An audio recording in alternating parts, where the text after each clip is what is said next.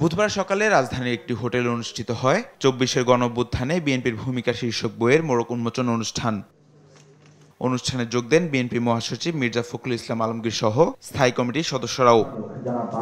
মোড়ক উন্মোচন অনুষ্ঠানে যোগ দিয়ে আলোচকরা ফ্যাসিবাদ বিরোধী দেশ গড়তে সবাইকে ঐক্যবদ্ধ থাকার আহ্বান জানান। আর বিএনপি স্থায়ী কমিটির সদস্য ও অন্যান্য রাজনৈতিক দলের নেতারা বলেন, সরকারকে সকল এজেন্ডা বাদ দিয়ে এখন একমাত্র নির্বাচনের এজেন্ডা নিয়ে এগিয়ে যাওয়া উচিত। সরকারকে পরিষ্কার করে বলতে চাই, আপনারা সিরাতুল মুস্তাকিমে হাঁটেন, সিধা রাস্তায় হাঁটেন। বাংলাদেশে আগামী নির্বাচন অনুষ্ঠান ছাড়া বাংলাদেশকে কোনোভাবেই রক্ষা করা যাবে না। বাস্তবে এখন যেটা আধা নৈরাজ্য চলছে, কোথাও দেশে কোনো সরকার আছে বলে বোঝা যাচ্ছে না। আমরা কিন্তু এখনো কঠিন সময় দাঁড়িয়ে আছি, যে দাঁড়ানোটা হলো আমাদের মানুষের সত্যিকারের একটা দেশে সুশাসন প্রতিষ্ঠা করা, যা কিনা আমাদের আগামী নির্বাচনের মধ্য দিয়ে আমরা যেটা সম্ভব করতে পারি। বাংলাদেশের ফ্যাসিবাদের দোসররা কাপুরুষের মতো পলায়ন করতে বাধ্য হয়েছিল। আমরা কিন্তু বাংলাদেশে একটি পরিবর্তন আমরা দেখতে পাচ্ছি।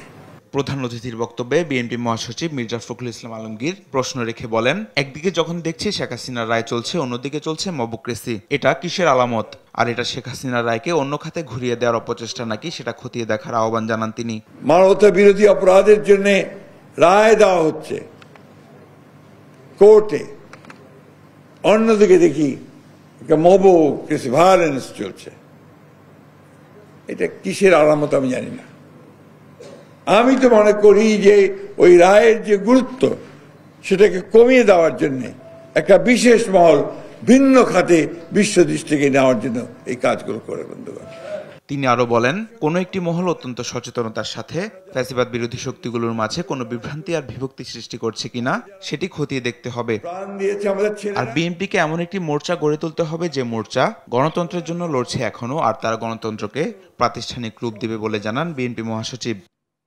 তামিম মাহবুব, দেশ টিভি, ঢাকা।